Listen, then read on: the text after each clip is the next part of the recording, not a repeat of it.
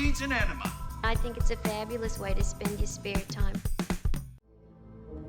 Next we have our long shot of Marshmallow Man walking down the street with the Ghostbusters in the foreground. What we've got here is a foreground plate of the actors that's been superimposed on top of a miniature set. One of the big disparities though is the difference in colour between the costumes in the previous shot and here in the composited shot.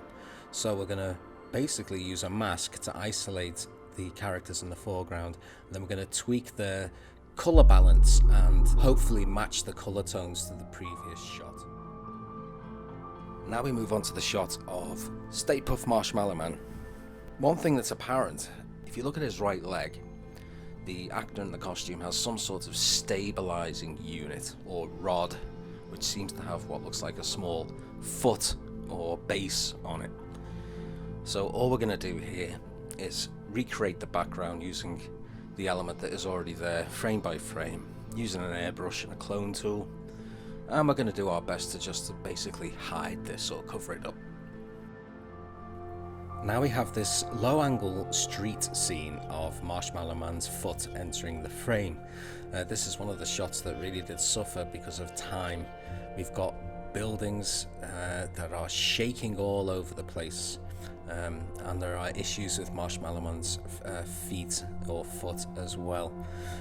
If we zoom in a little, we can see that during the shot the foreground elements of the buildings are shaking left to right, frame by frame.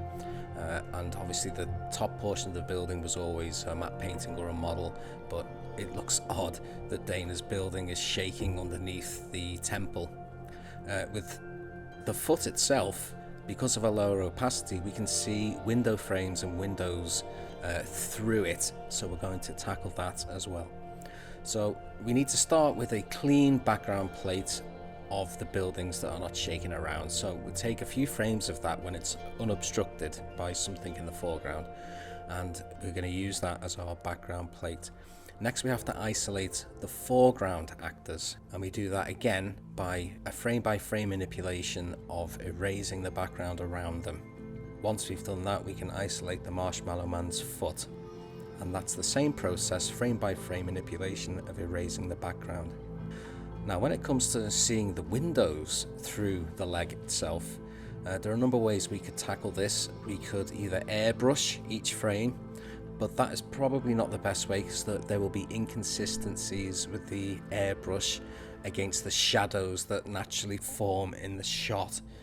So one technique, and probably the most effective technique that we've found, is to take our background plate and we can turn it into a negative. So all the light areas become slightly dark and all the dark areas become extremely bright. And then this can be used as an overlay using a blending option called soft light. And what that will do is, where there's dark shadows of the window frames on the Marshmallow Man's leg, if we overlay this at an opacity of 0 and then start bringing the opacity up, there'll be a point where it will nicely blend out those shadowed areas on the leg, and the end result, although not perfect, is certainly an improvement on the original.